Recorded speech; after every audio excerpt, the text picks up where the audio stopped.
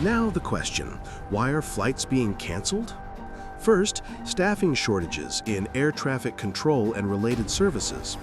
The FAA says many controllers are working without a paycheck because of the shutdown, leading to elevated absenteeism and fatigue.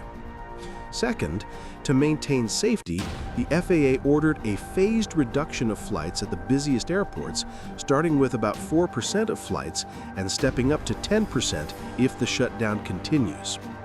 Third, the travel system is highly interconnected. When capacity drops even a little, delays and cancellations ripple across hubs. Let's talk about who's impacted and how. Travelers. Anyone flying through the busiest U.S. airports is at increased risk of cancellation or delay. For instance, the airport serving Charlotte saw about 120 flights canceled by midday on Saturday. Airlines. Carriers are having to adjust schedules, rebook customers, and manage costs. For example, one airline said 12,000 customers were affected when roughly 220 flights were dropped. Economic and logistic ripple effects. Shipping delays, tourism impacts, holiday travel disruptions are possible if the reductions expand.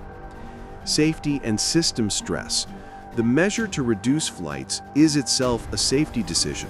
Less traffic means fewer overloads when staff are under strain. As with any major disruption, there are serious risks and criticisms.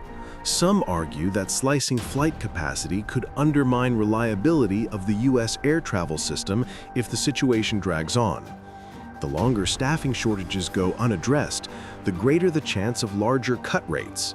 The FAA warned cuts might reach up to 20% if the shutdown continues. Businesses relying on air cargo or fast turnaround travel may face knock-on effects. Shipments delayed, travel for business inhibited. Holiday travel could get worse. Here's the basic timeline.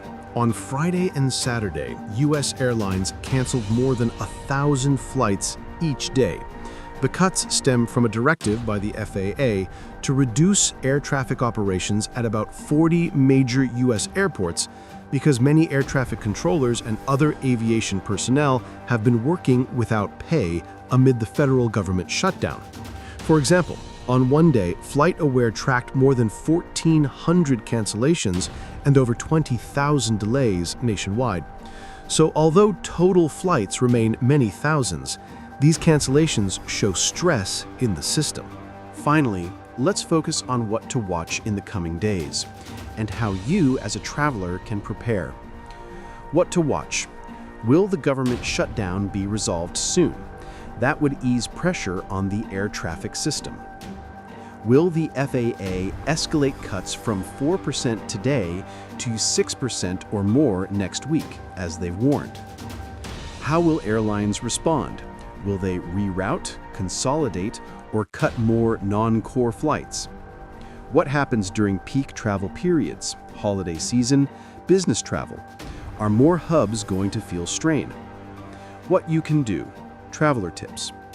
Check your flight status frequently and arrive early at the airport. Consider alternate travel routes or times if your flight is at a major hub.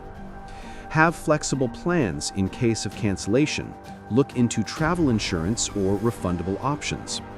Be patient and understanding. This is a system-wide issue, not just your airline's fault.